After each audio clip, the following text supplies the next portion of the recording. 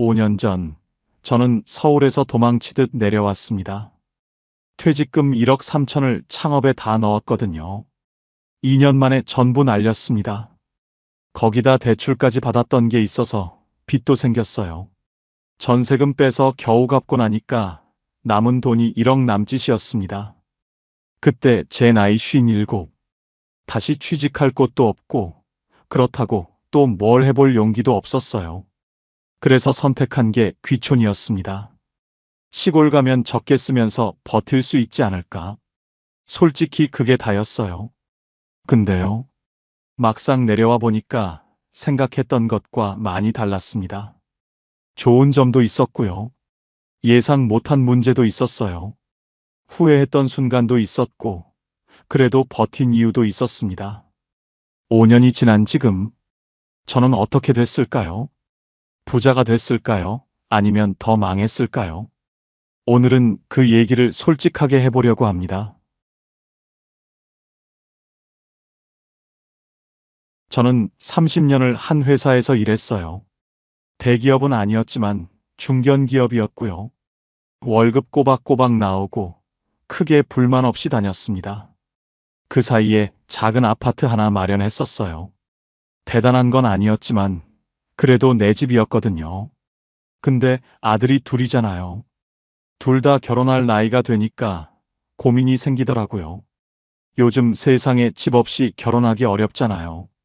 그렇다고 애들한테 알아서 하라고 하기엔 마음이 안 편했어요. 결국 아파트 팔았습니다. 6억 좀 안 되게 받았어요. 거기서 아들 둘한테 1억 5천씩 해줬어요. 총 3억이요. 나머지 3억으로 저희 부부는 빌라 전세로 들어갔습니다.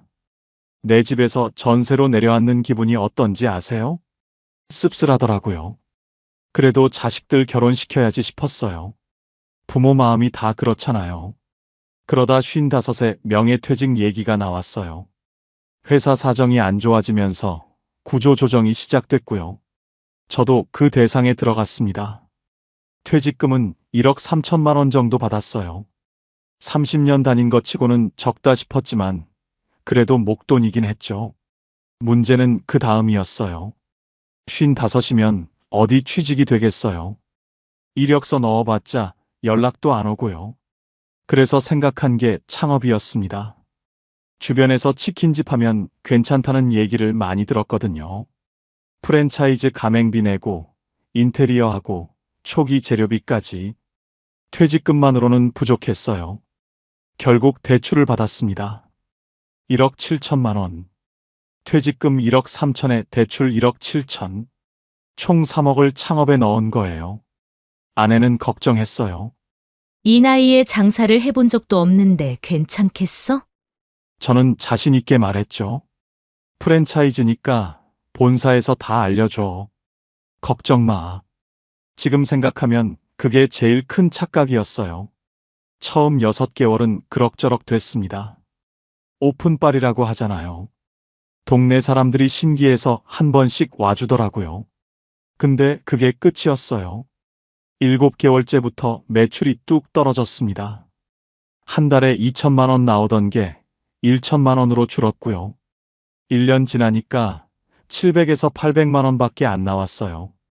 재료비, 인건비, 월세, 로열티 다 빼면 남는 게 없었습니다. 어떤 달은 마이너스였어요. 그때부터 잠이 안 오기 시작했어요. 새벽에 눈이 떠지면 천장만 보면서 계산을 했거든요. 이번 달 카드값, 대출 이자, 밀린 재료비, 머릿속이 숫자로 가득 찼습니다. 1년 반쯤 됐을 때 권리금 받고 넘기려고 했어요. 부동산에도 내놓고 아는 사람한테도 물어보고요. 근데 인수하겠다는 사람이 없더라고요. 요즘 치킨집 누가 해요? 다 망하는데. 그 말 듣고 현실을 인정했습니다. 결국 2년 만에 폐업했어요. 보증금 일부 날리고 인테리어 비용은 그냥 버린 거고요. 퇴직금 1억 3천은 전부 사라졌고 대출 1억 7천은 고스란히 빚으로 남았습니다. 30년 일해서 받은 돈이 2년 만에 전부 날아간 거예요. 그때 제가 가장 무서웠던 건 숫자가 아니었어요. 아내 눈을 못 마주치겠더라고요. 내가 말렸잖아.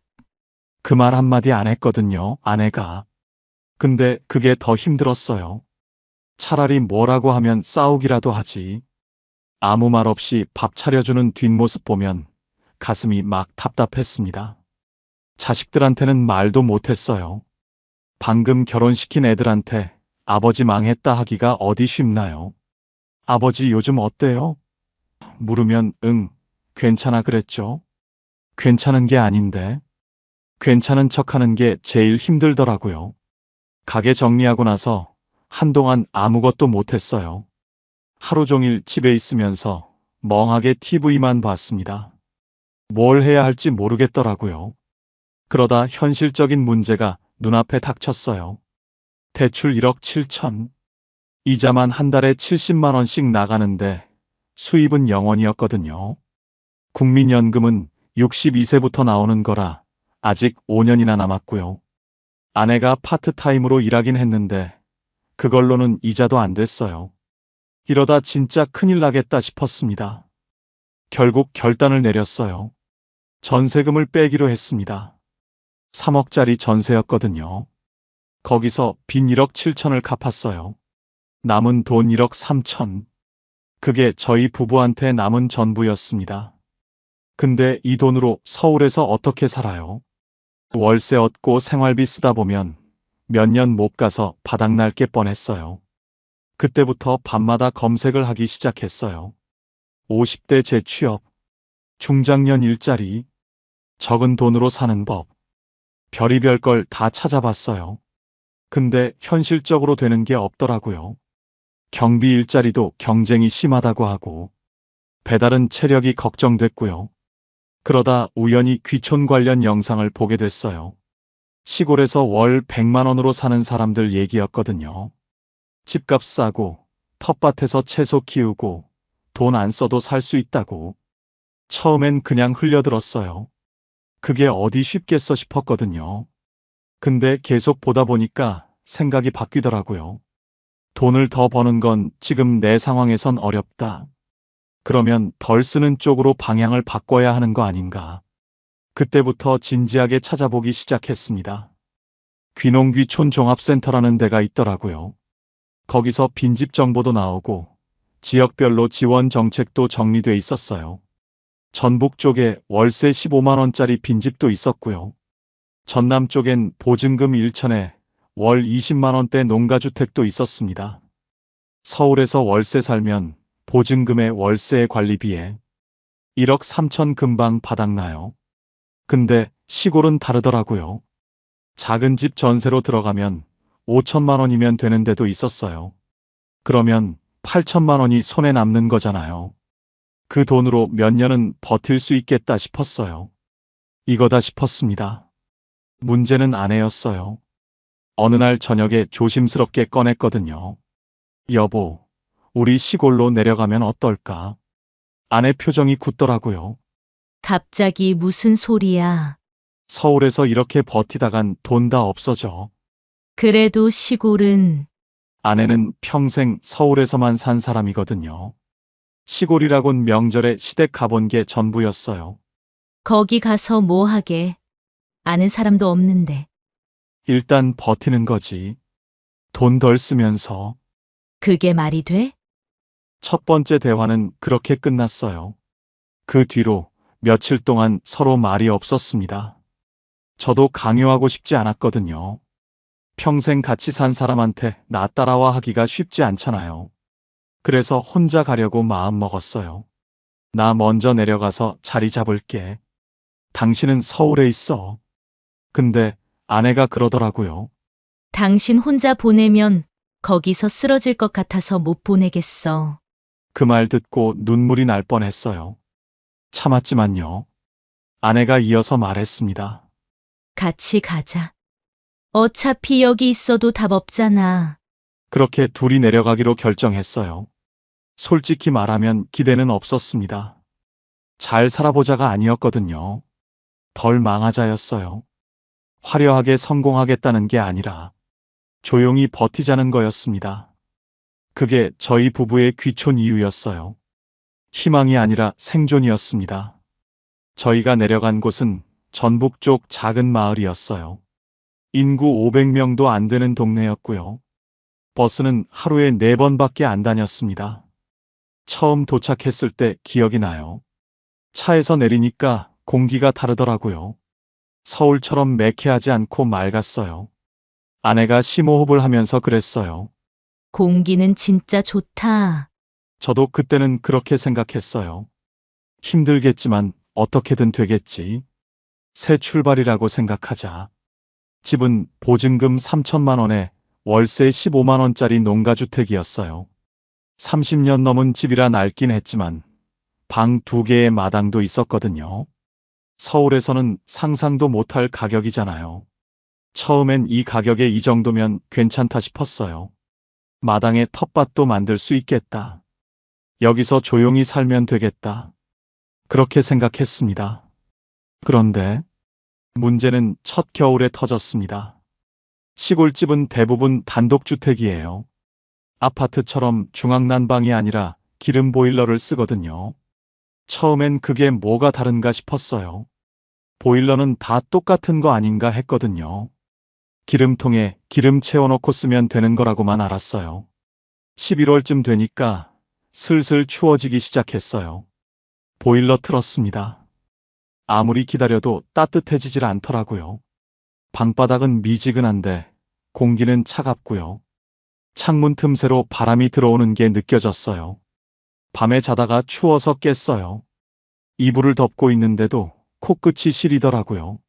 집이 오래되다 보니까 단열이 안 되는 거예요. 이중창도 아니고 옛날 창문 그대로였거든요. 문틈으로 바람이 쌩쌩 들어왔습니다. 그래서 보일러를 더 세게 틀었어요. 기름이 쭉쭉 빠지는 소리가 들리더라고요.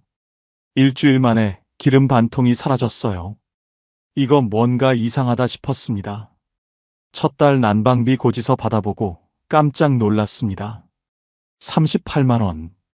서울 빌라 살 때 겨울 난방비가 12에서 13만 원 나왔거든요. 시골이 더 싸겠거니 했는데 3배가 나온 거예요. 아내가 고지서 보더니 한숨을 쉬더라고요. 이게 뭐야? 서울보다 더 나오네. 저도 할 말이 없었어요. 알아보니까 기름 보일러가 원래 그렇대요. 기름값이 비싸기도 하고 단열 안 되는 집은 열이 다 새거든요. 아무리 틀어도 밑 빠진 독에 물 붓기였던 거예요. 동네 어르신한테 여쭤봤더니 그러시더라고요. 여기 겨울에 다 그래. 익숙해져야 돼. 익숙해지라니. 40만 원씩 내면서 어떻게 익숙해져요? 결국 방법을 찾아야 했습니다. 보일러 온도 최대한 낮추고요. 전기장판 깔고 내복 입고 버텼어요. 문풍지도 사다가 창문마다 붙였습니다. 그래도 한겨울엔 40만 원 가까이 나왔어요. 4개월 동안 난방비로만 150만 원 넘게 쓴 것 같아요. 솔직히 이건 예상 못했어요. 유튜브에서 봤던 귀촌 영상들 있잖아요. 시골은 돈 안 든다 월 100만 원이면 충분하다. 그런 말만 믿었던 거예요. 집값은 싸도 유지비가 싼 게 아니더라고요. 특히 겨울이 문제였어요. 여름엔 괜찮거든요. 에어컨 없어도 선풍기만 틀면 되니까요. 근데 겨울은 버티기가 힘들어요. 춥다는 건 참을 수가 없더라고요. 나이 들수록 더 그렇고요.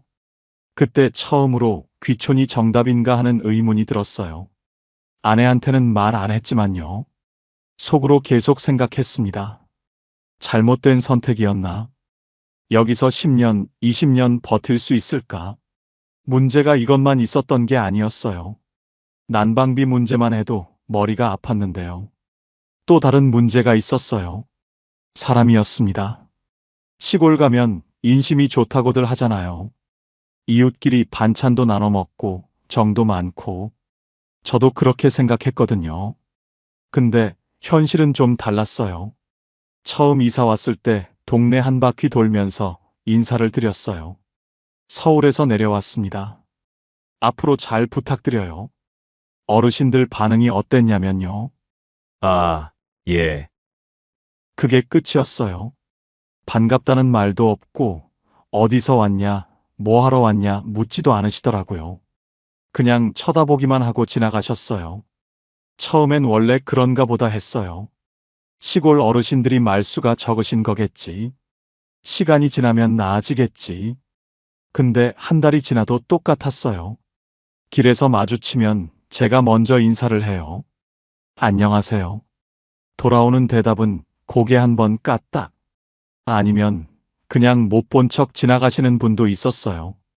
그게 좀 서운하더라고요. 제가 뭘 잘못한 것도 아닌데 왜 저렇게 대하시나 싶었어요. 아내한테 그 얘기를 했더니 그러더라고요. 우리가 외지인이니까 그런 거 아닐까? 외지인. 그 말이 맞았어요. 나중에 알고 보니까 이 동네 사람들은 대부분 3대째 살고 있는 분들이었어요. 할아버지 때부터 여기서 태어나서 여기서 늙은 거예요. 그런 동네에 갑자기 서울 사람이 들어온 거잖아요. 경계하는 게 어쩌면 당연한 거였어요. 근데 머리로는 이해가 돼도 마음은 좀 힘들더라고요. 어느 날은 마을 경로당 앞을 지나가는데 어르신들이 모여 계셨어요. 제가 인사를 드렸거든요. 근데 한 분이 다른 분한테 이러시는 거예요. 작은 소리였는데 들렸어요. 저 분이 서울에서 왔다는 사람이래요. 그 말투가요. 뭐랄까 곱지 않았어요. 서울에서 왔다는 사람. 그게 마치 이상한 사람이란 뜻 같았거든요. 그날 집에 와서 아무 말도 못하고 앉아 있었어요.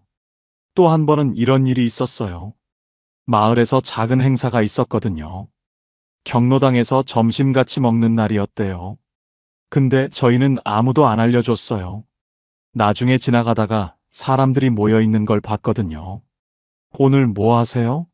여쭤봤더니 그냥 모임이에요 하고 끝이었어요. 초대받지 못한 거죠. 그게 노골적으로 당신 오지 마 한 건 아니에요. 근데 안 알려준 거잖아요. 그게 더 묘하게 서운하더라고요. 어느 날 마을 이장님을 만났어요. 용기 내서 여쭤봤습니다. 제가 뭔가 잘못한 게 있을까요? 동네 분들이 좀 어려워하시는 것 같아서요. 이장님이 웃으시면서 그러시더라고요. 잘못한 거 없어요. 여기가 원래 그래요. 서울 사람들 가끔 내려오시거든요. 근데 1년 안에 다 올라가세요. 그러니까 사람들이 안 친해지려는 거예요. 어차피 갈 사람이라고 생각하시는 거지. 그 말이 은근히 찔리더라고요. 어차피 갈 사람. 나는 여기서 뿌리 내리고 살려고 왔는데 동네 사람들은 이미 나를 금방 떠날 사람으로 보고 있었던 거예요. 그날 밤에 아내한테 그 얘기를 했어요. 여기 사람들이 우리 1년 안에 올라갈 거래. 아내가 한숨을 쉬더니 그러더라고요. 그럼 우리가 증명해야지. 안 간다고. 맞는 말이었어요. 근데 그게 쉽지 않더라고요. 말 한마디 섞기가 어렵고, 눈 마주치기도 불편하고, 나는 다가가고 싶은데 상대방이 벽을 세우고 있으니까요. 그때가 제일 외로웠던 것 같아요. 서울에선 그래도 아는 사람이 있었거든요. 친구도 있고, 직장 동료도 있고, 마음 맞으면 밥 한 끼 같이 먹을 사람이 있었어요. 근데 여기선 아무도 없었어요.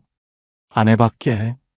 둘이서 밥 먹고, 둘이서 산책하고, 둘이서 TV 보고, 그게 다였어요. 가끔 서울 친구한테 전화하면 이런 말 하잖아요. 시골 생활 어때? 좋지. 좋다고 말했어요. 근데 속으로는 달랐어요. 여기 사람들은 나를 안 받아주는데. 그래도 1년쯤 지나니까 조금씩 달라지더라고요. 제가 먼저 계속 인사드리고, 길에서 마주치면 안부 여쭤보고, 작은 것들 먼저 건네기도 했어요. 그러니까 슬슬 마음을 여시는 분들이 생겼어요. 아직 안 올라가셨네요. 그 말이 칭찬인지 뭔지 모르겠지만요. 그래도 말을 걸어주시는 게 고맙더라고요. 텃세는 분명히 있었어요. 근데 시간이 조금씩 풀어주기도 했어요. 다만 그 시간을 버티는 게 쉽지 않았습니다. 시골 오기 전에 이런 생각을 했어요. 사람 적으면 편하겠다. 복잡한 인간관계 없으니까 스트레스도 없겠다. 서울에서 직장 생활 30년 하면서 사람한테 치인 게 많았거든요. 상사 눈치, 동료 경쟁, 거래처 비위 맞추기. 그런 거 없는 삶이 좋겠다 싶었어요. 근데요, 막상 살아보니까 정반대였습니다. 사람이 없으니까 편한 게 아니라 불안하더라고요. 처음엔 몰랐어요. 둘이서 지내는 게 익숙해지니까 괜찮았거든요. 시간이 지나면서 느껴졌어요. 뭔가 허전하다는 거. 아침에 일어나면 아내하고 밥 먹고요. 낮에는 마당 정리하거나 텃밭 보고요. 저녁 먹고 TV 보다가 자고요. 그게 하루예요. 그리고 그게 매일 반복돼요. 말 섞을 사람이 없어요. 서울에선 편의점만 가도 안녕하세요 인사하잖아요. 카페 가면 주문하면서 한마디라도 하고요. 별것 아닌 것 같아도 그게 다 사람이랑 부딪히는 거거든요. 근데 여기선 그런 게 없어요. 마트 가려면 차 타고 20분을 나가야 하고요. 동네 안에선 마주치는 사람도 별로 없어요. 하루 종일 아내하고만 얘기하는 날이 대부분이었어요. 한 번은 아내한테 그랬어요. 우리 오늘 밖에 나가서 사람 좀 보자. 아내가 웃더라고요. 사람 보러 어딜 가게. 여기 사람이 없는데. 웃긴 말인데 웃기지가 않았어요. 진짜 사람이 없으니까요. 그러다 무서웠던 일이 있었어요. 한밤중이었어요. 자다가 갑자기 가슴이 답답해서 깼거든요. 숨이 잘 안 쉬어지는 느낌이었어요. 심장이 빨리 뛰고요. 아내를 깨웠어요. 여보, 나 좀 이상해. 아내가 놀라서 일어났어요. 어디가 아파? 병원 가야 해? 그때 갑자기 이 생각이 든 거예요. 병원이 어디지? 가장 가까운 응급실이 차로 30분 거리였거든요. 그것도 밤에 길이 한산할 때 얘기예요. 근데 지금 가슴이 아프잖아요. 내가 운전을 할 수 있나? 아내는 운전을 못 하는데. 119 불러도 여기까지 얼마나 걸리지? 그 생각이 꼬리에 꼬리를 물더라고요. 솔직히 가슴보다 그 생각이 더 무서웠어요. 여기서 쓰러지면 어떡하지? 다행히 그날은 좀 누워 있으니까 괜찮아졌어요. 아마 체한 거였던 것 같아요. 근데 그 뒤로 자꾸 그 생각이 나더라고요. 나이가 있으니까 몸이 언제 어떻게 될지 모르잖아요. 서울에선 그런 걱정 안 했거든요. 병원이 가깝고 사람이 많으니까. 근데 여기선 달라요. 아파도 부탁할 사람이 없어요. 급해도 도와줄 사람이 없어요. 그게 진짜 무섭더라고요. 아내한테 그 얘기를 했어요. 나 그날 밤에 진짜 무서웠어. 아내도 그러더라고요. 나도 당신 깨울 때 손이 떨렸어. 둘이서 한참 말이 없었어요. 그때 깨달았어요. 외로움이라는 게 그냥 심심한 게 아니구나. 사람이 없다는 건요. 도움받을 곳이 없다는 거예요. 기댈 곳이 없다는 거예요. 그게 진짜 외로움이더라고요. 서울에 있는 친구한테 가끔 전화했어요. 목소리라도 들으면 좀 나을까 싶어서. 근데 통화하고 끊으면 더 허전해지더라고요. 친구는 서울에 있고 나는 여기 혼자고 그 거리가 느껴지니까요. 아내가 없었으면 진짜 못 버텼을 거예요. 둘이서 버티니까 그나마 가능했지. 혼자였으면 반년도 못 있었을 것 같아요. 가끔 아내한테 고맙다고 했어요. 당신 아니었으면 나 진짜 큰일 났다. 아내가 그러더라고요. 나도 마찬가지야. 혼자 여기 있었으면 미쳤을 거야. 둘이서 웃었어요. 웃으면서도 좀 씁쓸했어요. 우리한테 서로밖에 없구나. 시골 생활이 낭만적일 거라고 생각했던 적이 있거든요. 조용하고 평화롭고 여유 있고. 하지만 현실은요. 조용한 게 아니라 적막한 거예요. 평화로운 게 아니라 고립된 거예요. 외로움은 환경 문제가 아니었어요. 사람 문제였어요.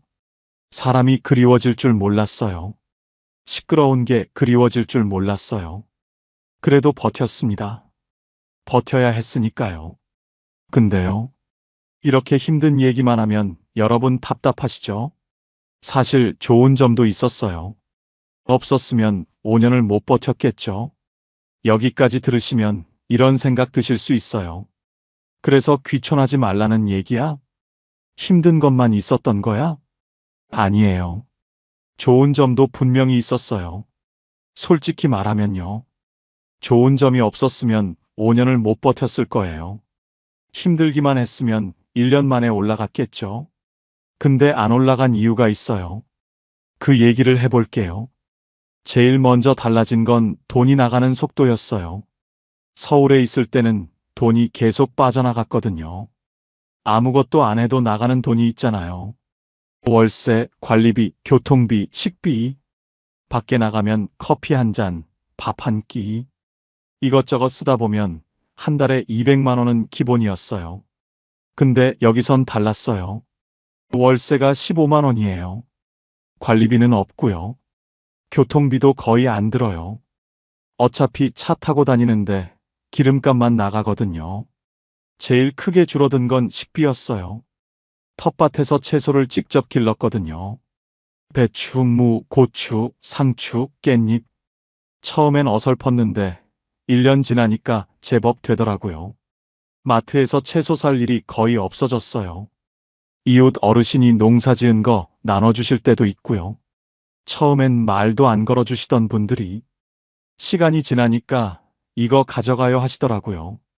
감자 한 박스, 고구마 한 봉지. 그런 거 받으면 진짜 고맙더라고요. 서울에서 한 달에 식비만 60만 원에서 70만 원 썼거든요. 여기선 30만 원이면 충분해요. 많이 쓰면 40만 원. 다 합치면 한 달 생활비가 80만 원에서 100만 원이면 돼요. 서울에서 200만 원 넘게 쓰던 걸 생각하면 절반도 안 되는 거죠. 그리고 가만히 놀고만 있었던 건 아니에요. 수입도 조금씩 생겼어요. 아내는 면사무소에서 연결해준 노인 일자리 사업을 했어요. 경로당 청소하고 어르신들 점심 준비 돕는 일이었거든요. 한 달에 40만 원 정도 들어왔어요. 저도 가만히 있진 않았어요. 농번기엔 동네에서 일손 불러주시더라고요.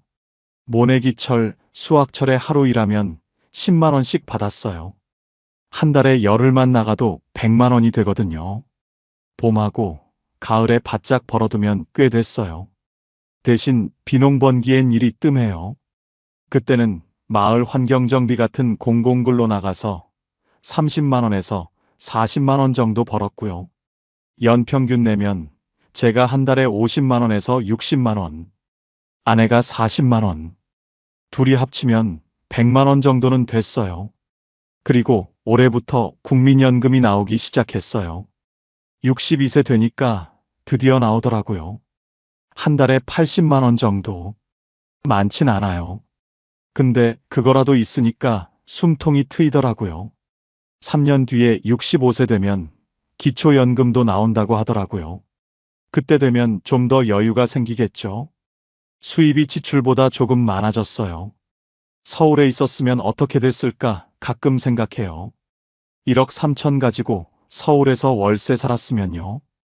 아마 3, 4년 만에 바닥났을 거예요. 근데 여기선 아직 남아있어요. 넉넉하진 않지만 바닥은 안 났어요. 오히려 조금씩 모이더라고요. 한 달에 10만 원, 20만 원씩. 큰 돈은 아니지만 마이너스가 아니라는 게 중요했어요. 돈이 쌓이진 않아도 빨리 새지 않는다. 이게 귀촌의 가장 현실적인 장점이었어요. 서울에선 돈이 나가는 속도를 못 따라갔거든요. 여기선 속도가 느려졌어요.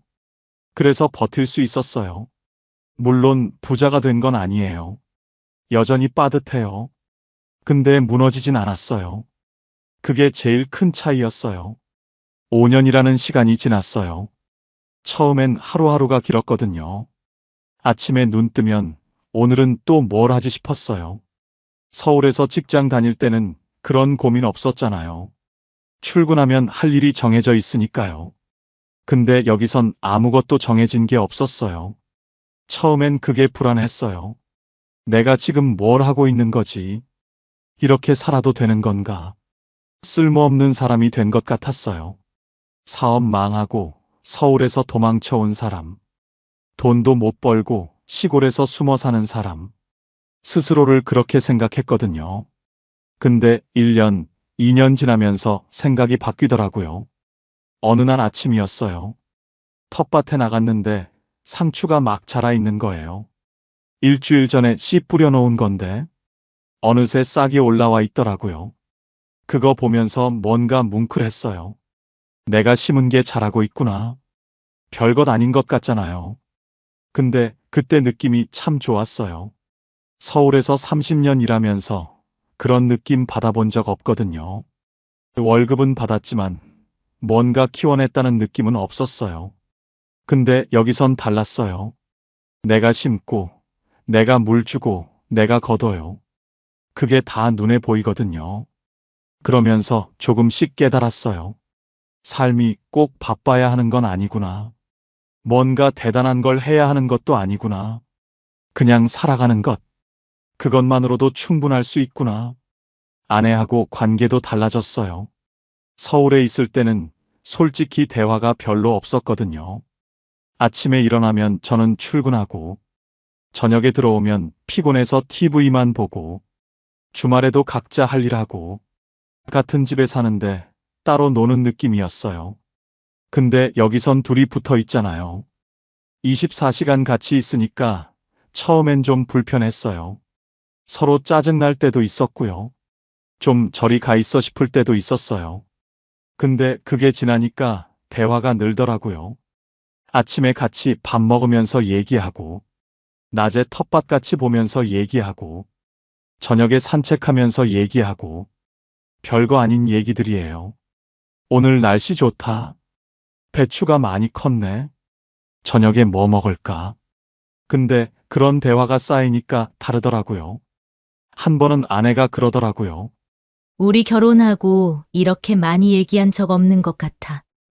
맞는 말이었어요. 30년 넘게 같이 살았는데, 여기 와서 5년 동안 나눈 대화가 더 많은 것 같아요. 아내가 또 그러더라고요.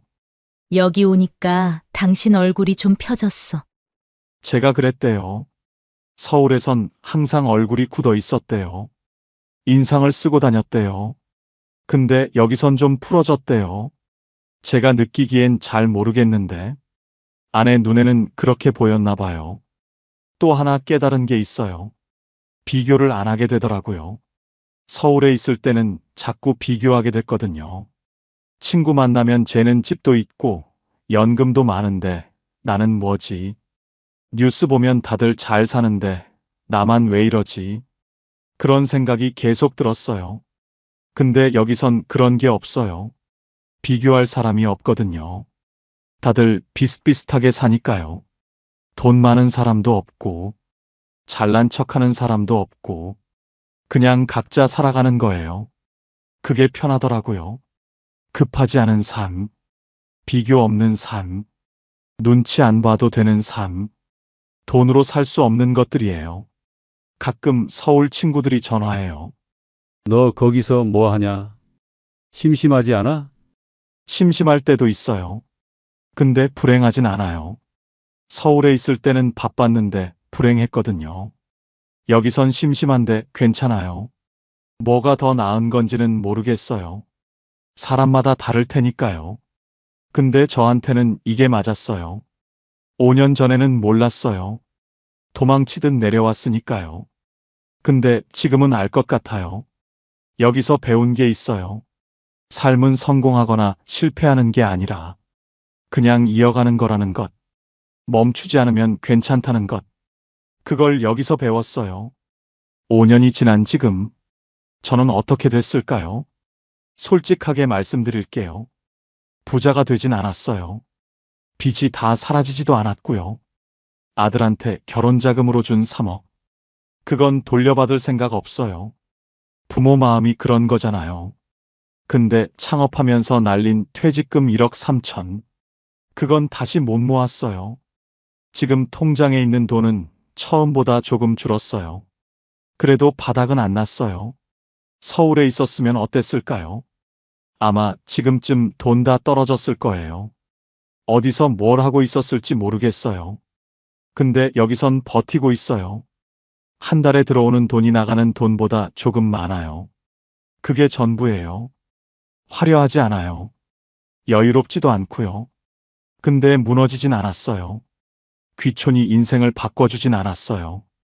대신 망하는 속도를 늦춰줬어요. 버티는 방식을 바꿔줬어요. 그래서 아직 서 있는 거예요. 후회하냐고요? 솔직히 모르겠어요. 힘들었던 순간은 분명히 있었어요. 잘못된 선택이었나 싶은 밤도 있었고요.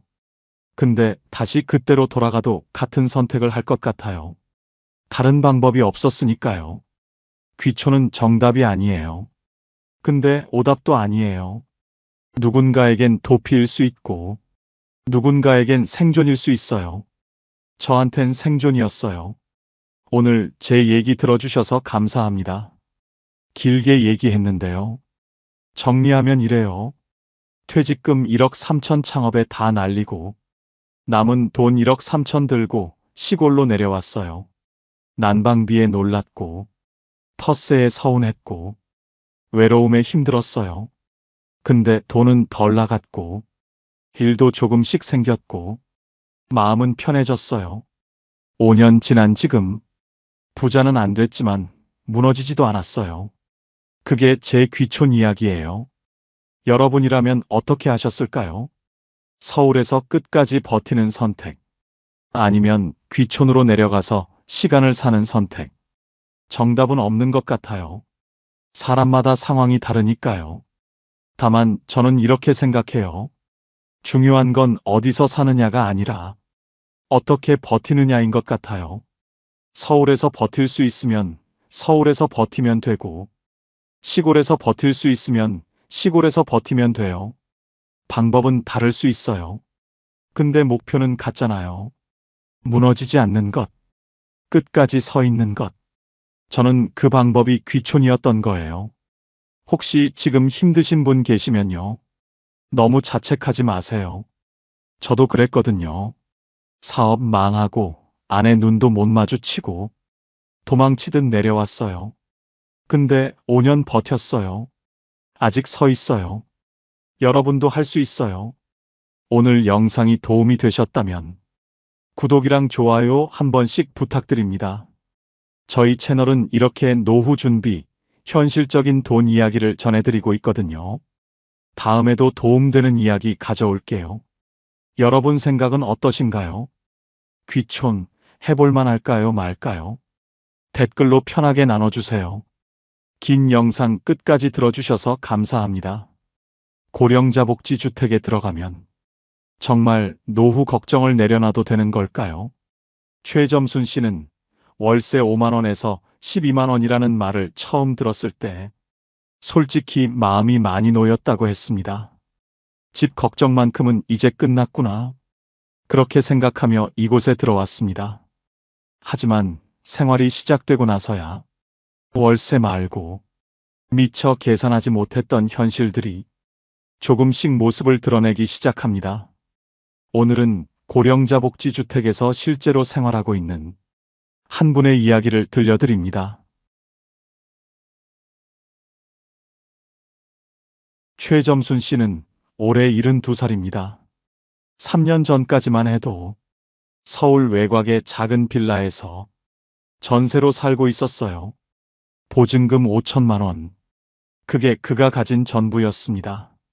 남편이 먼저 세상을 떠난 뒤 혼자 살기 시작한 지 벌써 8년.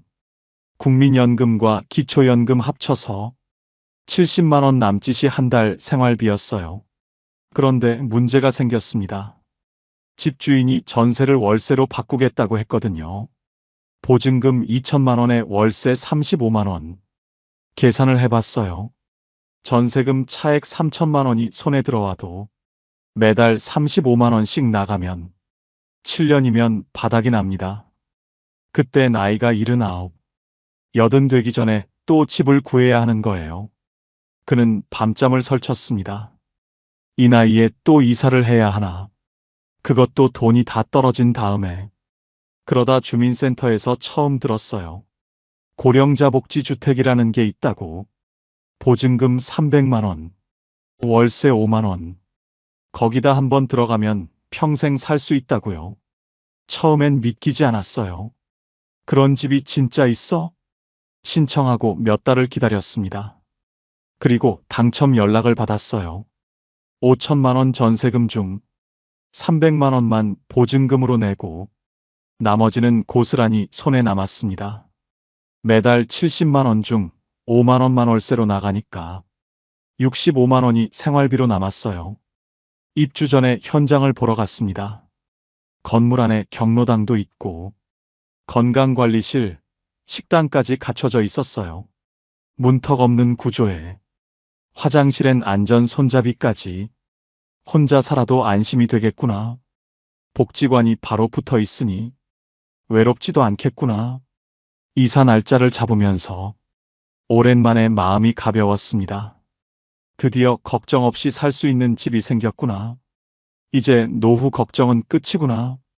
그때까지만 해도 그는 진심으로 그렇게 믿고 있었습니다. 입주 첫날, 최점순 씨는 빈 방에 서서 한참을 둘러봤습니다. 넓지는 않았어요. 하지만 혼자 살기엔 충분했습니다. 창문으로 햇살이 들어왔고 바닥은 깨끗했어요. 화장실 손잡이를 잡아보니 튼튼하게 고정돼 있었습니다.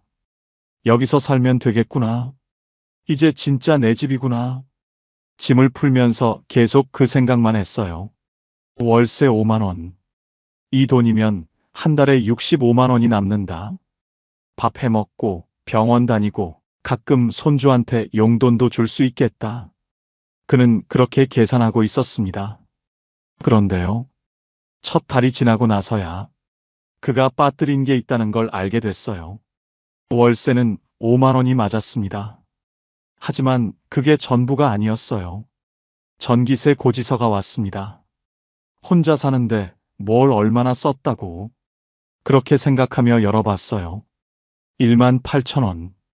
의료급여 수급자라 할인이 적용됐는데도 그 정도가 나왔습니다.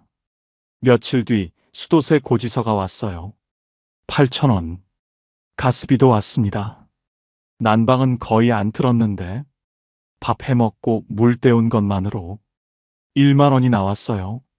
그는 고지서들을 나란히 놓고 계산기를 두드렸습니다. 전기, 수도, 가스 합치니까 3만 6천 원이었어요. 월세보다는 적었지만 어쨌든 매달 나가는 돈이었습니다. 그때 처음 생각했어요. 아, 이건 내가 몰랐던 부분이구나. 하지만 끝이 아니었어요. TV 수신료 청구서가 또 왔습니다. 휴대폰 요금도 있었어요. 원래 쓰던 거니까 당연히 내 돈이었고요. 그리고 가장 큰 게 남아 있었습니다. 밥. 고령자복지주택이라고 해서 식사가 나오는 줄 알았냐고요? 그건 아니었어요. 건물 안에 식당이 있긴 했습니다. 하지만 공짜가 아니었어요. 한 끼에 3,000원에서 4,000원. 저렴한 편이긴 하지만 매일 3끼를 다 사 먹으면 한 달에 27만 원이 넘어갑니다. 그래서 그는 직접 해먹기로 했어요. 근처 마트에서 장을 봤습니다. 쌀, 계란, 두부, 채소. 아끼고 아껴서 샀는데도 일주일치에 3만 원이 들었어요. 한 달이면 12만 원. 반찬 사고 가끔 외식하면 15만 원은 금방 넘었습니다. 그는 다시 계산기를 꺼냈어요. 월세 5만 원. 공과금 3만 6천 원. 식비 15만 원. 통신비까지 합치면 한 달에 25만 원 정도가 나갔습니다. 70만 원 중 25만 원. 남는 건 45만 원이었어요. 물론 전세 살 때보다는 나았습니다. 월세 35만 원 내면서 생활비까지 쓰던 때보다는 훨씬 숨통이 트인 건 맞았어요. 그런데 마음 한쪽이 허전했습니다. 월세 5만 원이라는 말만 듣고 한 달에 5만 원만 나가는 줄 알았거든요. 생활비가 따로라는 건 당연한 건데 왜 그걸 생각 못했을까? 그는 스스로에게 물었습니다. 사실 이건 이 집만의 문제는 아니에요. 어디서 살든 밥은 먹어야 하고 전기는 써야 하잖아요. 다만 그가 기대했던 건 이 집에 들어오면 다 해결된다는 거였어요. 현실은 달랐습니다. 집값은 해결됐지만 생활은 여전히 스스로 꾸려가야 했어요. 그는 그때부터 가계부를 쓰기 시작했습니다. 어디서 얼마가 나가는지 눈으로 직접 확인하고 싶었거든요. 한 달, 두 달이 지나면서 그는 서서히 이 집의 구조를 이해하게 됩니다. 월세가 싼 건 맞다. 하지만 그게 생활 전체가 싸다는 뜻은 아니다. 이 집은 주거비만 낮춰주는 곳이지 생활비까지 책임져주는 곳은 아니었어요. 그걸 받아들이는데 시간이 조금 필요했습니다. 입주한 지 석 달쯤 됐을 때였습니다. 그날따라 몸이 좀 이상했어요. 아침부터 머리가 무겁고 온몸이 으슬으슬했거든요. 감기인가 싶어서 약을 먹고 누웠습니다. 저녁이 되니까 열이 올랐어요. 이마를 짚어보니 뜨거웠습니다. 혼자 사는 집에서 열이 나면 참 막막하거든요. 누가 물 한 잔 떠다 주는 것도 아니고 이마에 수건 올려주는 사람도 없어요.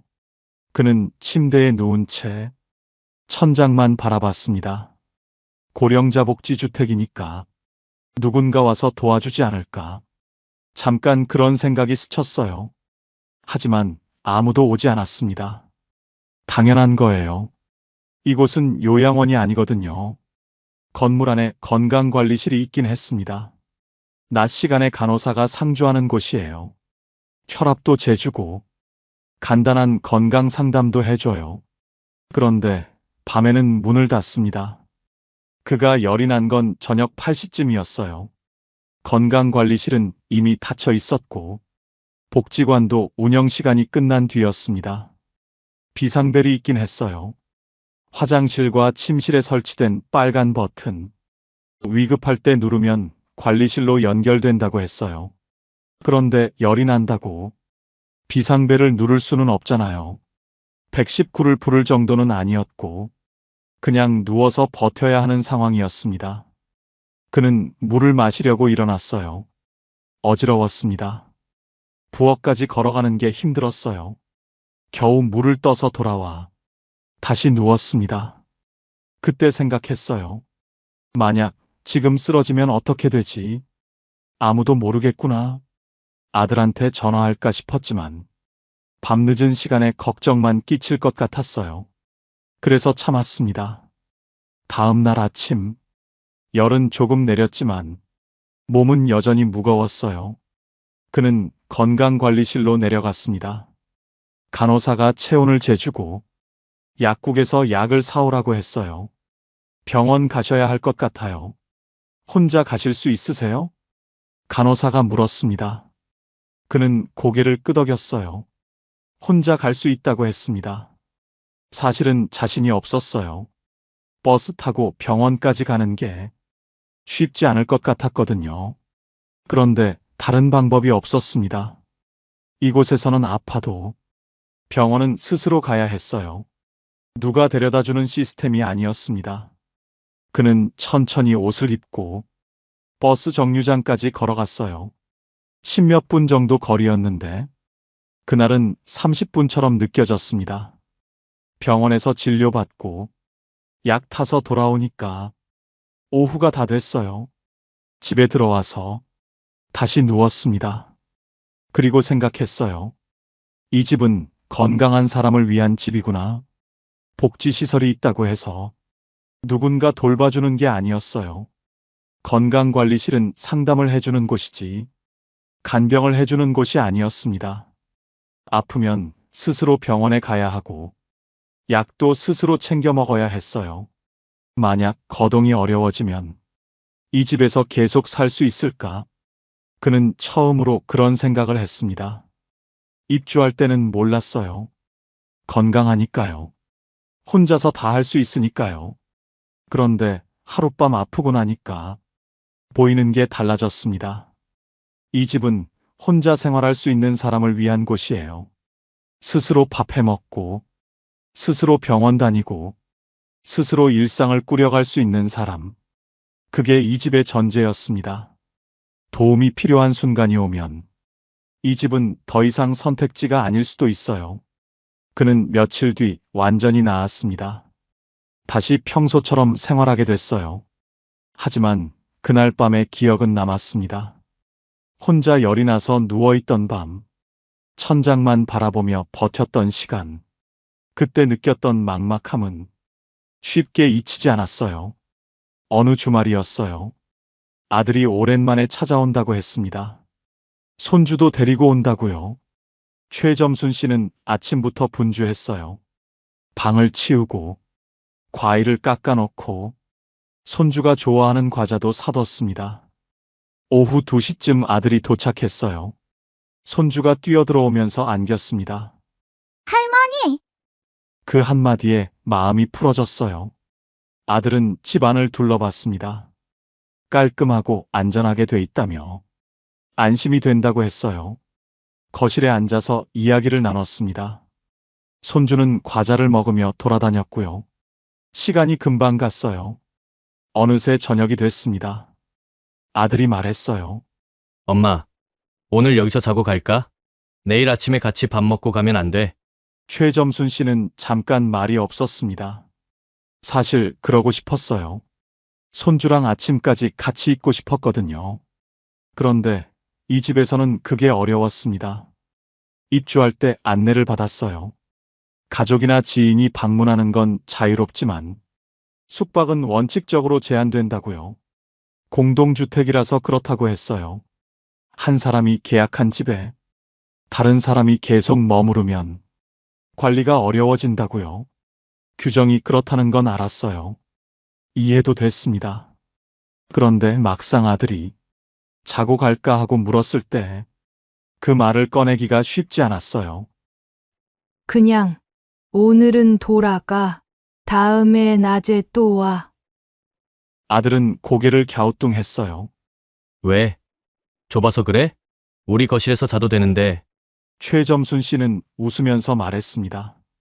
아니야. 그냥 그렇게 하자. 엄마도 피곤하고. 사실대로 말하기가 좀 그랬어요. 이 집에서는 가족도 못 재운다고 하면 아들이 어떻게 생각할까 싶었거든요. 아들은 더 묻지 않았어요. 짐을 챙기고 손주 손을 잡았습니다. 현관에서 인사를 했어요. 손주가 손을 흔들었습니다. 할머니! 다음에 또 올게요. 문이 닫히고 나니까 집이 갑자기 조용해졌어요. 최점순 씨는 거실에 앉아서 한참을 멍하니 있었습니다. 내 집인데, 내 가족인데, 왜 재우면 안 되는 걸까? 머리로는 이해가 됐어요. 공동주택이니까요. 규칙이 있어야 질서가 유지되니까요. 그런데 마음은 달랐습니다. 예전에 살던 집에서는 아들이 오면 당연히 재웠어요. 명절이면 며느리까지 와서 다 같이 북적북적했거든요. 여기서는 그게 안 됐습니다. 물론 절대로 안 된다는 건 아니에요. 사정이 있으면 관리실에 미리 말하고 허락을 받으면 되는 경우도 있다고 들었어요. 그런데 그게 번거롭잖아요. 매번 허락을 받아야 한다는 게요. 내 집인데 눈치를 봐야 하는 느낌. 그게 조금 불편했습니다. 며칠 뒤 아들한테 전화가 왔어요. 엄마, 그날 왜 자고 가지 말라고 했어? 혹시 불편한 거 있어? 최점순 씨는 솔직하게 말했습니다. 여기가 공동주택이라서. 가족이 자고 가는 게 좀 그래. 규정이 그렇대. 아들이 잠깐 조용했어요. 그런 거였구나. 몰랐네. 전화를 끊고 나서 최점순 씨는 생각했습니다. 이 집은 내 집이 맞아. 하지만 완전히 자유로운 건 아니구나. 혼자 사는 데는 문제가 없었어요. 조용하고 편했습니다. 그런데 가족이 오면 달랐어요. 예전처럼 마음껏 할 수 없는 부분들이 있었어요. 이 집은 혼자 살기 위한 집이지 가족과 함께하기 위한 집은 아니었습니다. 그걸 받아들이는데 시간이 조금 필요했어요. 다음에 아들이 오면 낮에 밖에서 밥을 먹자고 해야겠다. 그는 그렇게 마음을 정리했습니다. 최점순 씨는 원래 생선구이를 좋아했어요. 예전 집에서는 일주일에 두세 번은 고등어나 삼치를 구워 먹었거든요.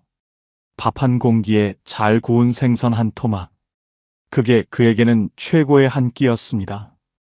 이 집에 이사 오고 나서도 처음엔 그렇게 했어요. 어느 날 저녁, 고등어를 사다가 프라이팬에 올렸습니다. 기름이 튀고 고소한 냄새가 퍼졌어요.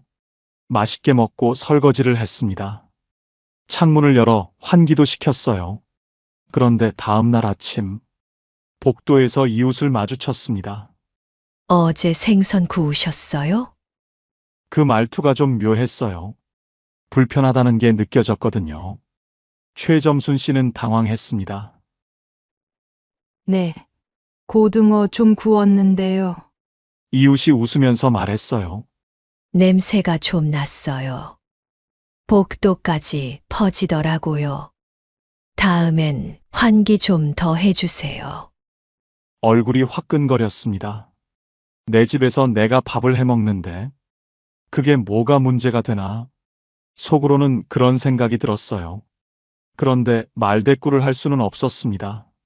아, 네. 죄송해요.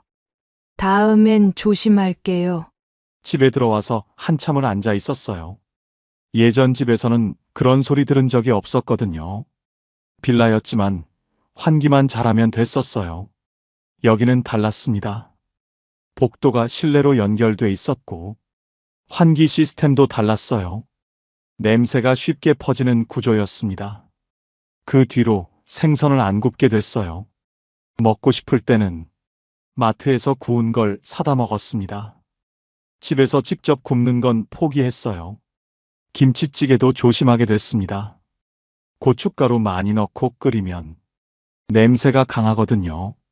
된장찌개도 마찬가지였어요. 언제부턴가 요리할 때 냄새부터 생각하게 됐습니다. 이건 냄새 안 나나? 이웃한테 피해 안 주나? 밥 한 끼 해먹는 게 이렇게 신경 쓰이는 일이 될 줄은 몰랐어요.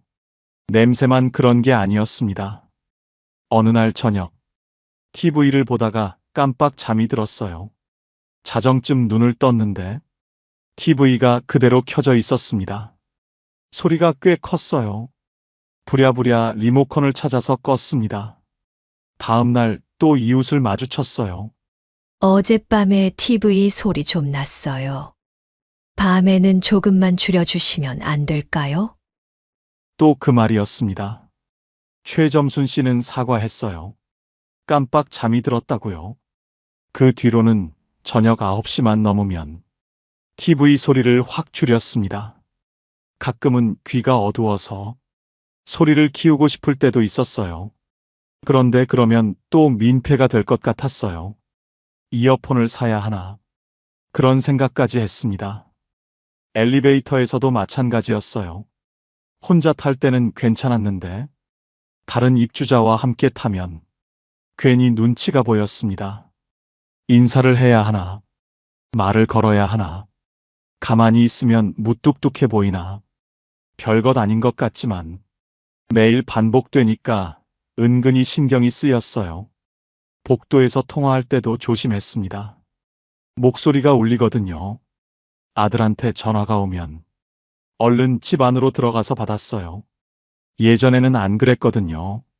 어디서든 편하게 받았는데 여기서는 그게 잘 안 됐습니다. 불편하다고 해야 할까요?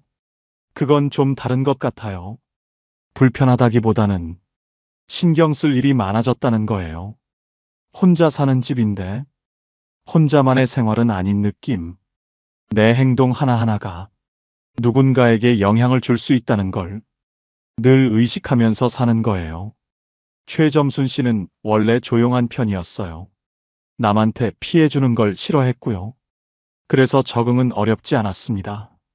다만 가끔 생각했어요.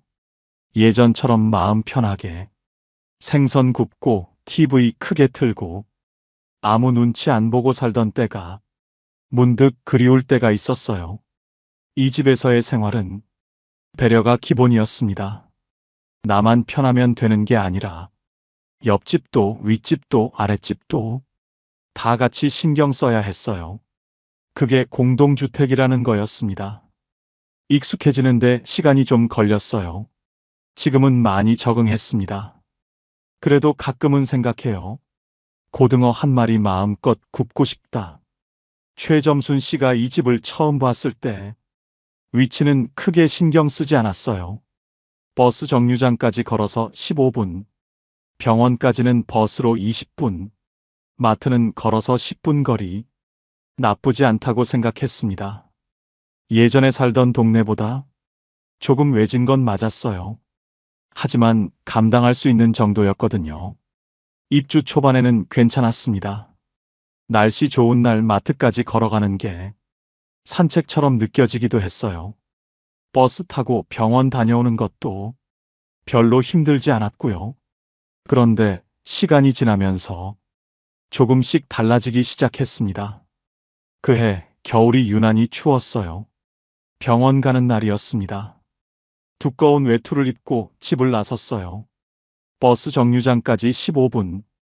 예전엔 그냥 걸었던 거리였는데 그날은 유독 멀게 느껴졌습니다. 바람이 세게 불었거든요. 목도리를 둘러도 얼굴이 시렸어요. 중간에 한 번 쉬었습니다. 아파트 화단 옆 벤치에 잠깐 앉았어요. 숨을 고르고 다시 걸었습니다. 정류장에 도착하니까 버스가 막 떠난 뒤였어요. 다음 버스는 20분 뒤. 바람 부는 정류장에서 20분을 기다렸습니다. 병원에 도착했을 때는 이미 지쳐 있었어요. 진료받고 약 타고 다시 버스를 기다렸습니다. 집에 돌아오니까 오후 4시였어요. 아침 10시에 나갔는데 6시간이 걸린 거예요.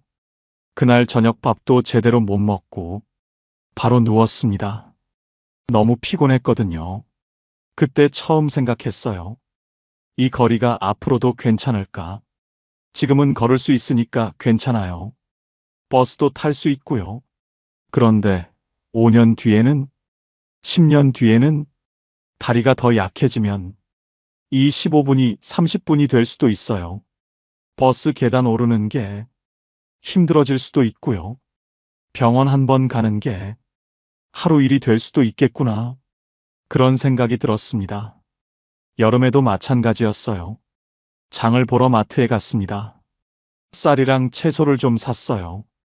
짐이 무거웠습니다. 양손에 장바구니를 들고 집까지 걸어왔어요. 10분 거리라고 했는데 그날은 20분이 넘게 걸렸어요. 중간에 2번이나 멈춰서 짐을 내려놓고 쉬었거든요. 땀이 비 오듯이 흘렀습니다. 집에 도착해서 짐을 내려놓고 한참을 헐떡거렸어요. 쌀 한 포대가 이렇게 무거웠나? 예전엔 별것 아니었는데 그때 느꼈습니다. 거리는 그대로인데 내 몸이 달라지고 있구나. 젊었을 때 10분 거리와 이른이 넘어서의 10분 거리는 같은 거리가 아니었어요. 택배로 시키면 되지 않냐고요? 맞아요. 요즘은 쌀도 배달이 되고 채소도 주문할 수 있어요. 그런데 최점순 씨 세대는 직접 눈으로 보고 사는 게 익숙했습니다. 싱싱한 건지 확인하고 싶고 만져보고 고르고 싶은 거예요. 그게 습관이었거든요. 물론 조금씩 바꿔가고 있긴 해요. 무거운 건 배달로 시키고 가벼운 것만 직접 사러 가고요. 하지만 그것도 쉽지 않았습니다. 스마트폰으로 주문하는 게 아직 서툴었거든요. 아들한테 물어가면서 겨우 한 번 시켜봤어요. 편하긴 했는데 뭔가 허전했습니다. 장 보러 나가는 게 그냥 물건 사는 일만은 아니거든요.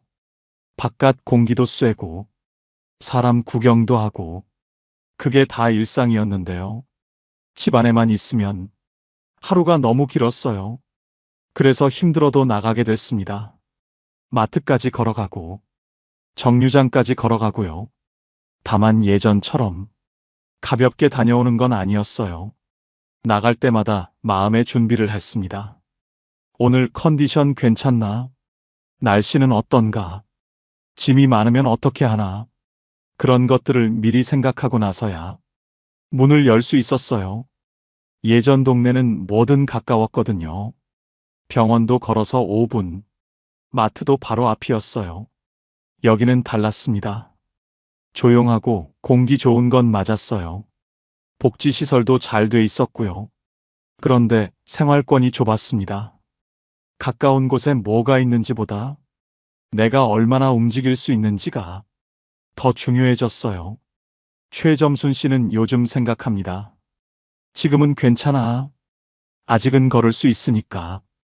그런데 언제까지 이렇게 할 수 있을까? 그 질문에 대한 답은 아직 찾지 못했습니다. 최점순 씨가 이 집에 산 지 어느새 3년이 됐습니다. 처음엔 몰랐던 것들이 많았어요.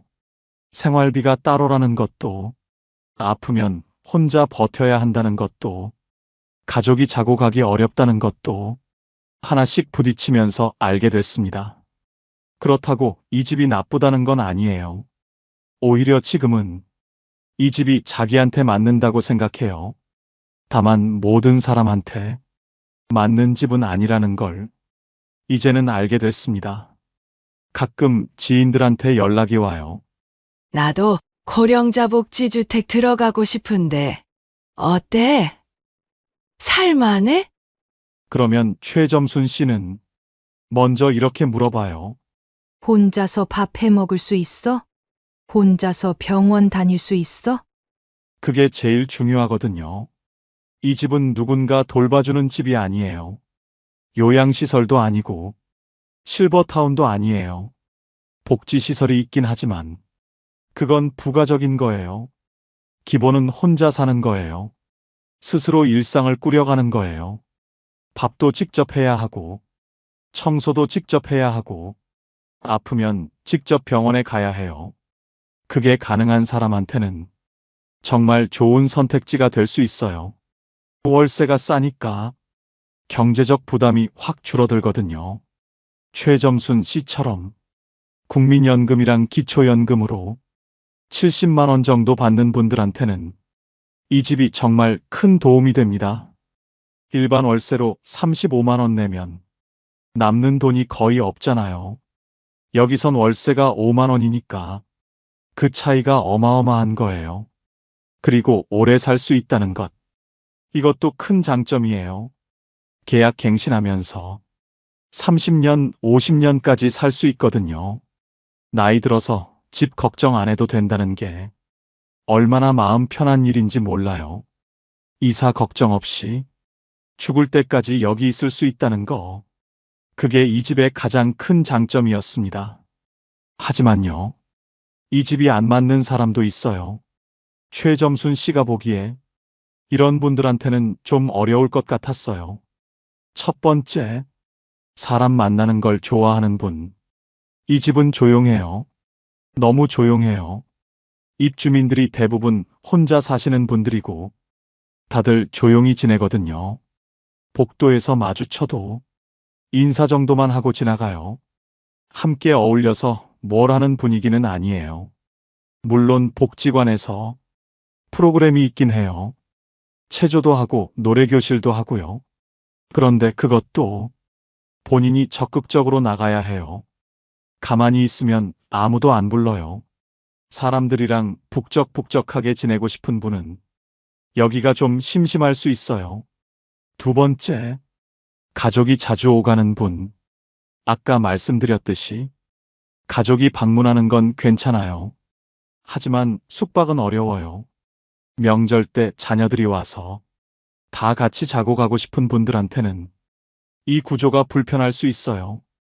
예전처럼 온 가족이 모여서 북적이는 명절은 여기선 기대하기 어렵거든요. 세 번째, 건강이 많이 안 좋으신 분, 혼자 거동하기 힘들거나 누군가 도움이 필요한 분은 이 집이 맞지 않아요.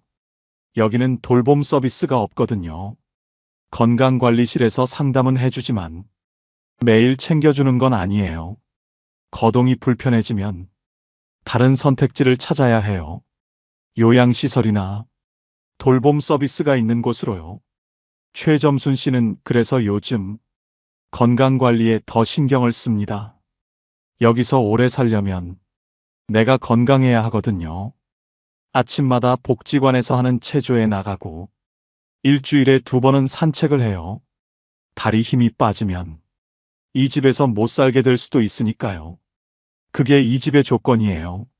스스로 생활할 수 있는 동안은 최고의 선택이 될 수 있어요. 하지만 그게 어려워지면 다른 준비를 해야 해요. 최점순 씨는 지금 그 2가지를 다 생각하고 있습니다. 지금 여기서 잘 사는 것, 그리고 나중을 위한 준비. 이 집은 영원한 답이 아니라 지금의 답이라는 걸 그는 알고 있었어요. 최점순 씨는 요즘 가끔 이런 생각을 해요. 입주 전에 이걸 알았더라면 마음의 준비가 달랐을 텐데. 그래서 혹시 고령자 복지주택을 고민하고 계신 분들이 있다면 몇 가지 이야기를 드리고 싶다고 했어요. 첫 번째, 월세만 보지 말고 생활비를 계산해 보세요. 월세 5만 원. 이 숫자만 보면 정말 싸 보여요. 하지만 실제로 한 달에 나가는 돈은 그보다 훨씬 많아요. 전기세, 수도세, 가스비, 거기다 식비, 통신비까지. 최점순 씨 기준으로 한 달에 25만 원 정도가 나갔어요. 물론 일반 월세보다는 훨씬 적어요. 하지만 5만 원만 나가는 건 아니에요. 입주 전에 내 수입이 얼마인지, 거기서 25만 원 정도 빼면 얼마가 남는지, 그걸 먼저 계산해 보시는 게 좋아요. 두 번째, 내 건강 상태를 솔직하게 봐야 해요. 이 집은 혼자 생활할 수 있는 사람을 위한 집이에요. 밥을 직접 해 먹을 수 있는지, 버스 타고 병원에 갈 수 있는지, 계단 오르내리는 게 힘들지 않은지, 지금 당장은 괜찮더라도 1년 뒤, 3년 뒤를 생각해 보세요. 건강이 나빠지면 이 집에서 계속 살기 어려울 수 있어요. 그때를 위한 플랜 B도 미리 생각해 두는 게 좋습니다. 세 번째, 위치를 직접 가보세요. 고령자 복지주택은 도심보다 외곽에 있는 경우가 많아요. 공고문에 나온 주소만 보지 말고 직접 가보시는 걸 추천해요. 버스 정류장까지 얼마나 걸리는지, 병원은 어디에 있는지, 마트는 가까운지, 지도로 보는 것과 직접 걸어보는 건 달라요. 특히 날씨 안 좋은 날, 그 거리를 걸을 수 있을지 상상해 보시는 게 좋아요. 최점순 씨는 그걸 안 했거든요. 입주하고 나서야 거리가 부담이 된다는 걸 알았어요. 네 번째, 공동생활에 대해 생각해 보세요. 이 집은 내 집이지만 완전히 자유로운 공간은 아니에요. 냄새 나는 음식 조심해야 하고, 밤에 소리 크게 내면 안 되고, 가족이 자고 가기도 어려워요. 혼자 조용히 사는 게 편한 분한테는 아무 문제 없어요.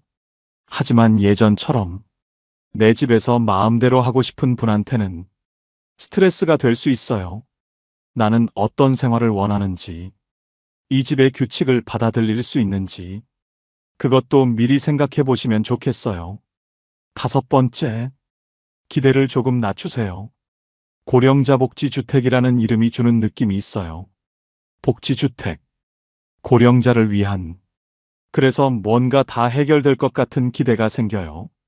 하지만 이 집은 주거비를 낮춰주는 집이지 생활 전체를 책임져주는 집은 아니에요. 들어오면 끝이 아니라 들어와서도 스스로 꾸려가야 해요. 그 마음의 준비가 있어야 입주하고 나서 실망하지 않아요. 최점순 씨는 처음에 그걸 몰랐어요. 월세 5만 원이라는 말에 모든 걱정이 끝날 줄 알았거든요. 막상 살아보니까 끝난 게 아니라 시작이었어요. 새로운 환경에 적응하고, 새로운 규칙을 배우고, 새로운 불편함과 타협하고, 그게 이 집에서의 생활이었습니다. 그래도 최점순 씨는 말해요. 후회하지 않는다고. 월세 35만 원 내면서 불안하게 살던 때보다 지금이 훨씬 낫다고. 다만 알고 들어오는 것과 모르고 들어오는 건 다르다고. 그래서 이 이야기를 하고 싶었다고요. 오늘 이야기를 정리해 볼게요. 고령자 복지주택. 월세 5만 원. 보증금 300만 원. 평생 살 수 있는 집. 숫자만 보면 정말 좋아 보여요. 실제로 좋은 점도 많고요. 하지만 그 안에는 숫자로 보이지 않는 것들이 있었어요. 생활비는 따로였고, 아프면 혼자 버텨야 했고, 가족이 자고 가기 어려웠고, 냄새나는 음식도 조심해야 했고, 거리도 시간이 지나면서 부담이 됐어요. 이 집은 좋다 나쁘다로 단정할 수 있는 곳이 아니었습니다. 나한테 맞는지 안 맞는지 그걸 따져봐야 하는 곳이었어요. 혼자서 생활할 수 있고, 조용한 일상이 편하고, 경제적 부담을 줄이고 싶은 분한테는 정말 좋은 선택이 될 수 있어요. 하지만 가족과 자주 함께하고 싶고 누군가 도움이 필요한 상황이라면 다른 선택지를 먼저 알아보시는 게 좋겠어요. 오늘 이야기가 고령자 복지주택을 고민하시는 분들께 조금이나마 도움이 됐으면 좋겠습니다. 궁금한 점이 있으시면 댓글로 남겨주세요. 영상이 도움이 되셨다면 좋아요와 구독 부탁드려요. 주변에 이런 정보가 필요한 분이 계시다면 공유해 주시면 감사하겠습니다. 다음에 또 현실적인 이야기로 찾아올게요. 봄날 이야기였습니다. 감사합니다.